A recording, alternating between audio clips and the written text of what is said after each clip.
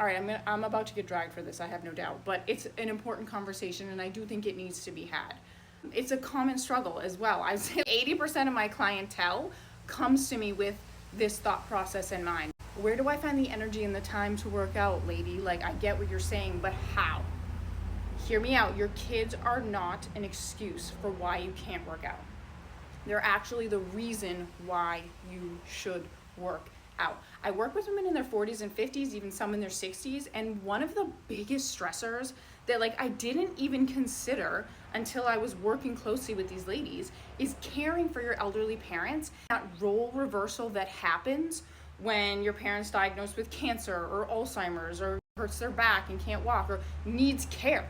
It's like suddenly you're the one caring for them. And for a lot of people, it happens a lot earlier than you think. And it's a massive stressor on a woman who is already busy, raising kids, working full time, all of the above. All right. You don't want to be that burden.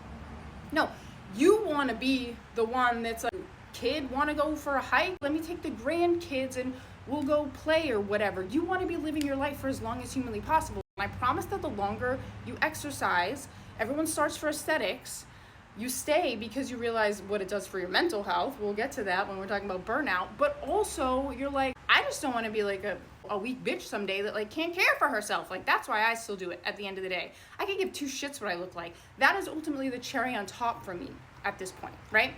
Now, in terms of addressing the burnout side of things, I promise you, if you can get consistent with some kind of workout routine, lifting specifically, maybe even a little bit of walking, you're going to be more resilient to stress in general, period. Because exercise is a stress. It's a good stress, right? One that you positively adapt to when you do a workout, recover from the workout. Now you're more resilient to stress in general. All right.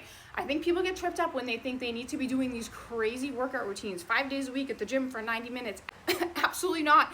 2 or 3 days a week, 15, 20 minutes if you got it, because I promise you, if you make time for something, what I always see 100% of the time is now suddenly you're finding pockets of time to make time for even more because you're enjoying it. You're seeing how good you feel when you can get it done.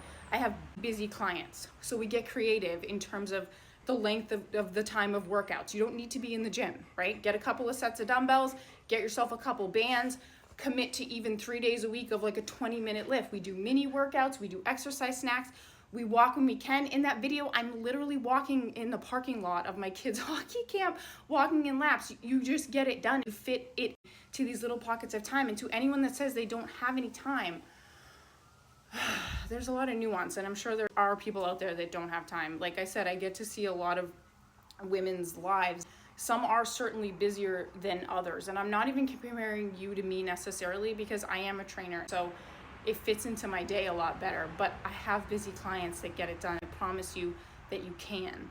A little bit goes a long way. Don't treat your kids as an excuse. They are the fucking reason.